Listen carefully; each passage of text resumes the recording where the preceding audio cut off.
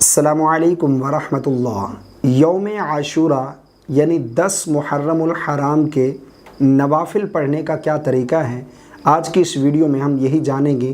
क्योंकि इस हवाले से काफ़ी हमारी इस्लामी बहनें और इस्लामी भाई सवाल कर रहे हैं कि 10 मुहर्रम उल हराम को जो नफिल पढ़े जाते हैं उनके पढ़ने का क्या तरीका है।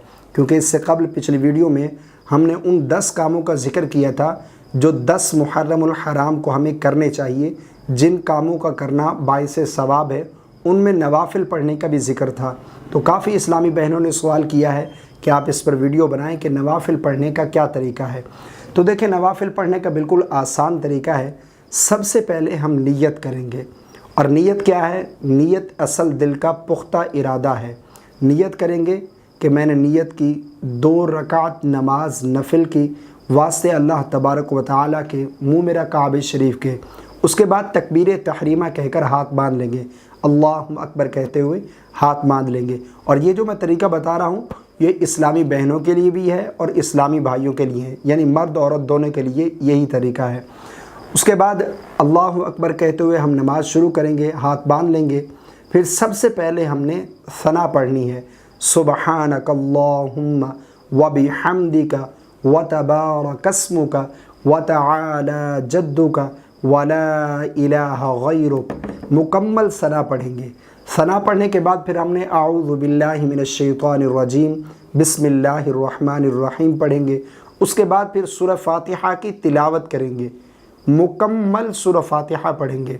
बाज़ लोग इस हवाले से सवाल करते हैं कि सना पढ़ने से पहले बिस्मिल्लाह पढ़ेंगे। ऐसा बिल्कुल नहीं है। सना पढ़ने से पहले बिस्मिल्लाह नहीं पढ़ेंगे। नमाज शुरू करने के बाद सबसे पहले हम सना पढ़ेंगे, उसके बाद फिर आऊज़ु बिल्लाह, फिर बिस्मिल्लाह, फिर सूरह फातिहा की तिलावत करेंगे। उसके साथ फिर कोई सूरत मिलाएंगे। सूरह फातिहा मुकम्मल पढ़ने के बाद हम कोई सूरत मिलाएंगे। जो भी आपको सूरतें याद हैं उनमें से आप एक सूरत याद कर लें, यानी यहाँ पर तिलावत कर लें।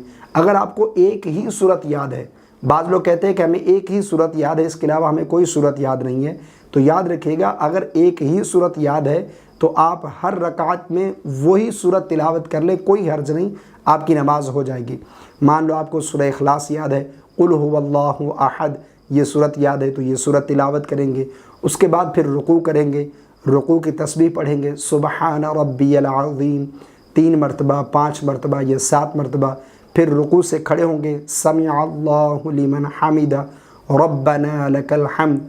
फिर अल्लाहु अकबर कहते हुए सजदे में जाएंगे। सजदे की तस्बीह पढ़ेंगे 3 मरतबा, 5 मरतबा या 7 मरतबा, सुबहान रब्बियल आला। फिर सजदे से उठकर बैठेंगे, फिर दूसरा सजदा करेंगे। ये हमारी एक रकात कंप्लीट हो जाएगी। अब अल्लाहु अकबर कहते हुए हम दूसरी रकात के लिए खड़े होंगे। तो जब हम दूसरी रकात में खड़े होंगे तो अब हमने सना नहीं पढ़नी, बल्कि सबसे पहले हम बिस्मिल्लाहिर रहमानिर रहीम पढ़ेंगे। उसके बाद फिर सूरह फातिहा की तिलावत करेंगे।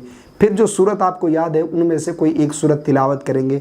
यानी सूरतों की तरतीब होना ये ज़रूरी है। यानी पहली रकात में आपने जो सूरत तिलावत की है, दूसरी रकात में जो सूरत मिलाएंगे वो उससे अगली सूरत होनी चाहिए, उससे पिछली सूरत नहीं होनी चाहिए। सूरह फातिहा की तिलावत करने के बाद फिर सूरत मिलाएंगे, फिर रुकू करेंगे, रुकू की तस्बीह पढ़ेंगे। उसके बाद फिर समिअ अल्लाहु लिमन हमिदा रब्बना लकल हम्द। फिर दोनों सजदे करेंगे, फिर क़ादा बैठेंगे, तशहुद यानी अत्तहियात पढ़ेंगे, दुरूद पाक पढ़ेंगे, दुआ पढ़कर दाएं बाएं सलाम फेर देंगे। तो ये नवाफिल पढ़ने का तरीका है। बाकी इसमें जो ख़ास तरीके बताए जाते हैं कि इस तरीके से हमने नवाफिल पढ़ने हैं, यानी सूरह फातिहा के बाद ये सूरत पढ़नी है, उसके बाद ये सूरत तिलावत करनी है, तो जितने भी ख़ास तरीके हैं वो ज़्यादा से ज़्यादा मुस्तहब हैं, ज़रूरी नहीं है। मकसद क़याम करना है, अल्लाह रब्बुल आलमीन की बारगाह में क़याम करना है, उसकी इबादत करना है। तो जिस तरह आम दिनों में नफिल नमाज हम पढ़ते हैं, तो इस तरीके से आप नफिल नमाज अदा कर लें, आप क़याम करें, आपको इबादत करने का सवाब हासिल हो जाएगा। ठीक है, मकसद क़याम करना है तो इस तरीके से, जिस तरह आम दिनों में हम नफिल पढ़ते हैं, इस तरीके से आप नफिल नमाज अदा कर सकते हैं। आप 2 रकात पढ़ना चाहें, 4 पढ़ना चाहें, 10 पढ़ना चाहें, 100 रकात पढ़ना चाहें, जितनी आपके पास ताकत है उतनी आप रकात نفل نماز ادا کر سکتے ہیں۔ زیادہ سے زیادہ ہمیں قیام کرنا چاہیے، اس دن اللہ رب العالمین کی بارگاہ میں توبہ استغفار کرنی چاہیے، صدقہ و خیرات کریں۔ باقی اس سے پچھلی ویڈیو میں میں نے ان 10 کاموں کا ذکر کیا ہے جو اس دن کرنا باعث ثواب ہے۔ تو مجھے امید ہے آپ کو میری باتیں سمجھ آ گئی ہوں گی۔ اللہ رب العالمین ہم سب کو زیادہ سے زیادہ عبادت کرنے کی توفیق عطا فرمائے۔ اس کلپ کو اپنے دوستوں تک ضرور شیئر کیجیے گا، ویڈیو کو ضرور لائک کیجیے گا، مجھے اپنی دعاؤں میں یاد رکھیے گا۔ السلام علیکم ورحمۃ اللہ۔